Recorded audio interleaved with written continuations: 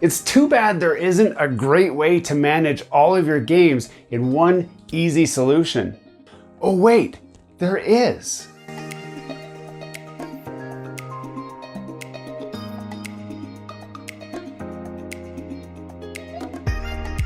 Hello and welcome back to Gears and Tech.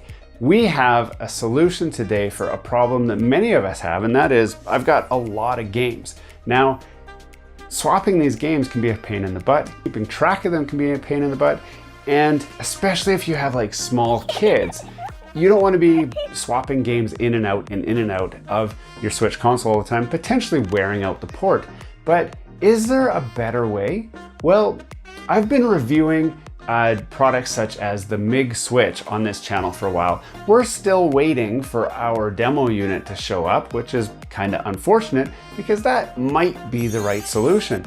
But there's a solution that's been around a lot longer than that, and it doesn't risk you getting your Switch banned. That's for products like this from companies that I'm going to pronounce as Alxum, A-L-X-U-M. I don't know how you say your name. I'm really sorry about that.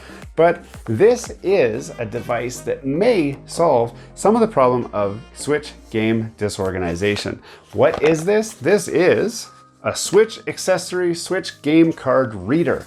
And it's a product that we're going to test out on this channel today. We'll do an unboxing on this thing so you can see what's included in the packaging, and we'll set it up and see if it's any good. So first off, the packaging on this thing is, well, the back's got yellow on it too, but it's kind of high quality-ish. It's clearly a Chinese type brand. Inside, I haven't looked at this at all. This is probably the main body of it. We've got a cardboard box. We've got a cord here, which I don't know if this requires USB power to run, but this is a USB-A to USB-C cord. Put that right there. And then we got this. Now, again, I don't know what any of this is. I wanted you guys to see it at the same time as me. So let's find out what's in here. This is a little round thing. So I'm here trying to pull this thing open. Turns out there's a button here and a little light that you can see right there. I have a suspicion that I know what this is. No, that would be how you change the battery. So we'll look at that in a minute. Let's look at this guy right here. And there's really nothing to this. It's got some hooks here. It's got a dummy Switch game card, which we'll look at in a minute. And in the top, it says game 1, 2, 3, 4. And it says storage 1, 2, 3, 4. Now this is designed to be used with your Switch dock. Before we get too far into this video, don't forget to subscribe to the channel down below. If you've seen some of our content already and have not subscribed, we want you to join our community. Smash that like button, hit subscribe, and let's get back to the video. Now my dock looks a little different to you guys because I've got this little add-on accessory here, which is a game changer. It allows you to charge your Joy-Cons off of the side port. If that interests you, I'll put a link in the description. But what we're interested in goes right around the back end here. And this guy just slides. Is it supposed to go this way? Yes. Then these little hooks right here will just hook on the back side of this guy, just like that. And you can see it fits quite nicely on there.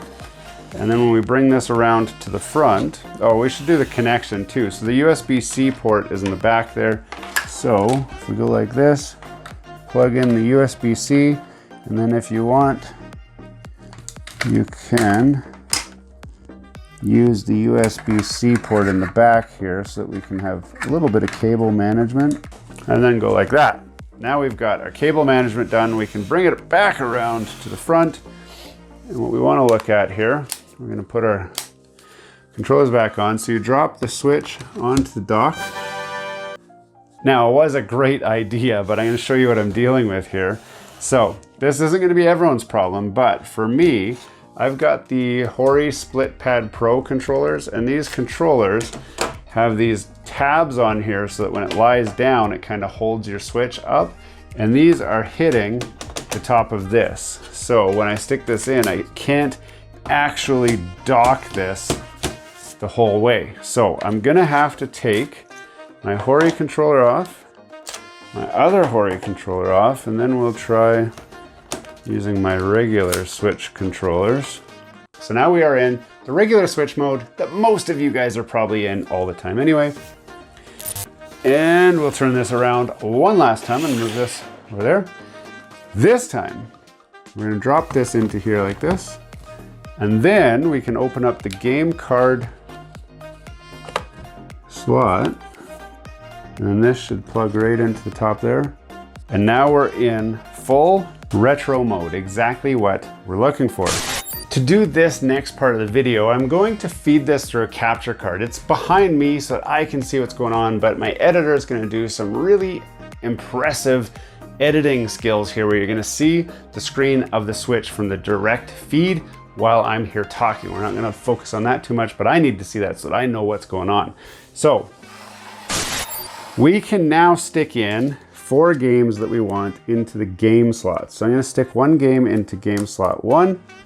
And right off the bat, you can see Crash Bandicoot just went in, and I stuck that in game slot 1. If I push this button on the top, nothing happens because there's no other games.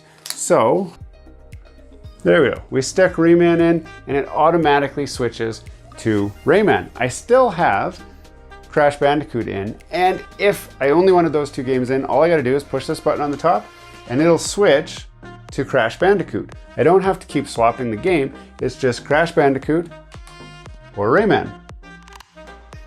But what if I have a 3rd game? Let's have a look here. Maybe I want to play Saints Row. A little bit of adult time. So let's pop Saints Row in, and there we go, Saints Row's in. Now I can still switch in sequence, Crash Bandicoot, because that's in slot 1. Slot 2, it's going to go to Rayman next. So you have to kind of cycle through those slots. And to round it all out, I should have my personal favorite. Where is it? Right here. This is my personal favorite. Let's see what it is. Super Monkey Ball. Now don't forget we had these 4 storage slots, so we can stick those in. It will hold them tight, but it's not going to do anything. It's not going to cycle through those games.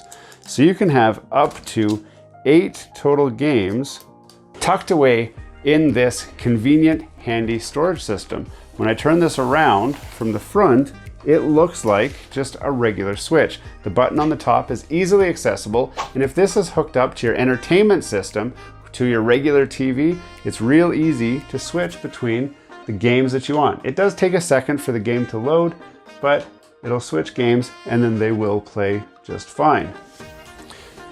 Now that leads us to this thing. What if you're sitting on the couch and you just don't want to get up and switch the game? You've got your favorite controller in your hand, your favorite Pro controller. Well, I think if I just push this, the game switches. And if I push it again, it's always just, it's mimicking that button. So I push it and it'll just switch between one game to the next game to the next game. This makes it easy to switch quickly and easily from anywhere, on the couch, on the go, wherever, between your 4 favorite games loaded in those top slots. This is actually a pretty neat device as far as I'm concerned, because this Switch actually sits most of the time in our living room for playing a lot of the party games that we would play. I'm not really playing in handheld mode much, it just sits plugged in. So this thing helps a lot to make sure that we've got the 4 games that we're probably going to play the most, and then we can just keep toggling between which game we want to play and which game we don't want to play.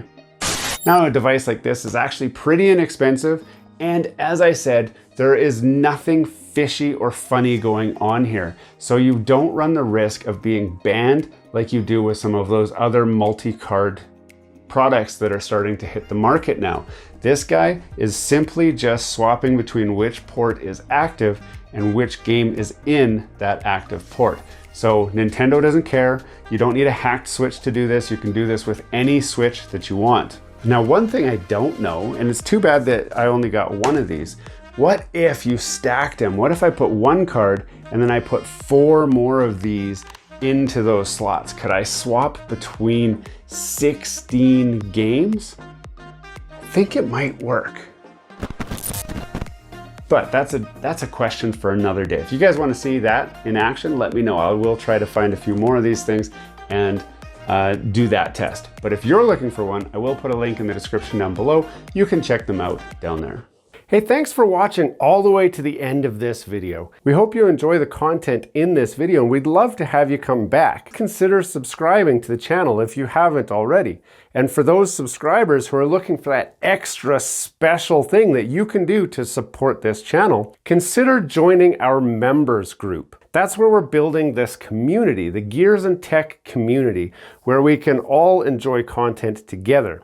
You'll get special perks, which we'd love for you to check out by clicking the link down below. For those of you who are just happy to watch the video, that's okay too. You can check out some of our other content right over here, where we've got some previous videos that have already been uploaded and enjoyed by many of our viewers already. We do hope to see you again. This has been Gears and Tech. Have a great day.